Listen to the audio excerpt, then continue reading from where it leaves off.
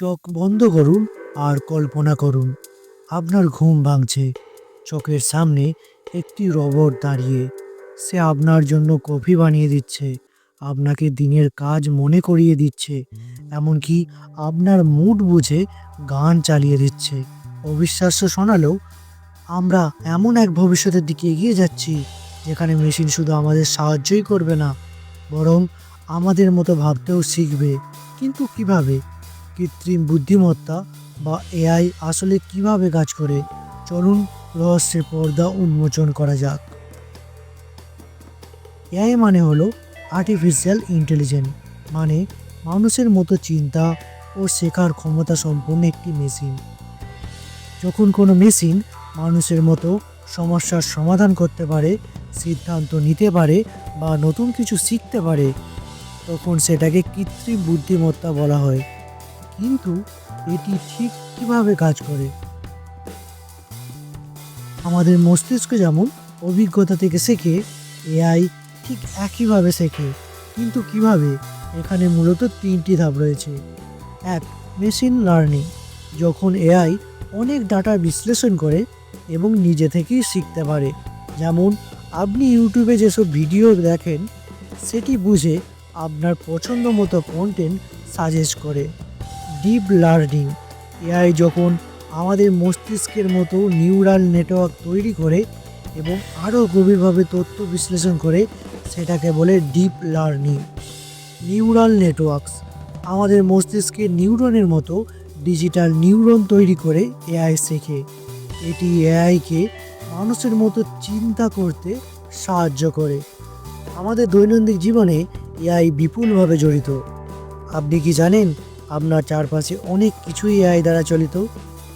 Google search. যখন আপনি কোনো কিছু সার্চ করেন, এআই ঠিক করে কোন তথ্যটি আপনাকে পাঠাবে। YouTube recommendation. আপনি যে ভিডিও দেখেন, এআই সেটি বিশ্লেষণ করে এবং আপনাকে নতুন ভিডিও সাজেস্ট করে। ভয়েস অ্যাসিস্ট্যান্ট, সিরি, অ্যালেক্সা, গুগল অ্যাসিস্ট্যান্ট আপনার কথার অর্থ বুঝে আপনাকে উত্তর দেয়। সেলফ ড্রাইভিং কার। এআই গাড়ির চারপাশ বিশ্লেষণ করে নিজে থেকেই চালিয়ে নিতে পারে। এরপরে এআই এর অনেক ভালো ও খারাপ দিকও রয়েছে। এআই আমাদের জন্য কতটা উপকারী হতে পারে সেটা আমরা বুঝতে পারি, কিন্তু এটি কি বিপজ্জনক হতে পারে? সুবিধা: দ্রুত সিদ্ধান্ত নিতে পারে, কঠিন সমস্যার সমাধান করতে পারে এবং মানুষের দৈনন্দিন জীবন সহজ করে তুলেছে।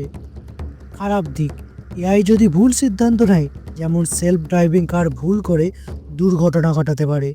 এআই যদি মানুষের চাকরি কেড়ে নেয়, অনেক কাজই এখন রোবট করছে।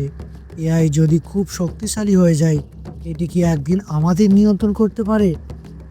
এজিআই ও সুপার ইন্টেলিজেন্স। বর্তমানে এআই কেবল নির্দিষ্ট কাজ করতে পারে, কিন্তু বিজ্ঞানীরা বলছেন ভবিষ্যতে এজিআই অর্থাৎ আর্টিফিশিয়াল জেনারেল ইন্টেলিজেন্স আসতে পারে, যেখানে এআই মানুষের মতো সব ধরনের চিন্তা করতে পারবে। এমনকি সুপার ইন্টেলিজেন্স নামে এমন এক এআই তৈরি হতে পারে যা মানুষের চেয়েও বেশি বুদ্ধিমান হবে। তখন কি হবে? বিজ্ঞানীদের ভবিষ্যৎবাণী। বিশ্ববিখ্যাত বিজ্ঞানী ইলন মাস্ক বলেছেন, এআই মানুষের জন্য সবচেয়ে বড় হুমকি হতে পারে। অপরদিকে বিল গেটস এবং মার্ক জাকারবার্গ মনে করেন এআই মানব সভ্যতার জন্য সবচেয়ে বড় আশীর্বাদ। তবে সত্যিটা কি? আমরা কি এআই এর ওপর সম্পূর্ণভাবে ভরসা করতে পারবো? কৃত্রিম বুদ্ধিমত্তা আমাদের জন্য আশীর্বাদ নাকি অভিশাপ? এআই কি আমাদের জীবন সহজ করবে নাকি একদিন মানুষের ওপরই রাজত্ব করবে? একদিকে এআই আমাদের সাহায্য করছে, অন্যদিকে এর শক্তি যদি আমাদের হাতের বাইরে চলে যায়, তাহলে কি হবে? আপনার মতামত কি? এআই কি মানবজাতির ভবিষ্যৎ নাকি এটি ভয়ঙ্কর বিপদ? কমেন্টে জানান। আজকে ভিডিওটা ভালো লেগে থাকলে লাইক করুন, চ্যানেলটি সাবস্ক্রাইব করুন এবং কমেন্ট করুন কোন পার্টটা সবচেয়ে বেশি ভালো লাগলো। আবার দেখা হবে পরবর্তী কোনো এক ভিডিওতে।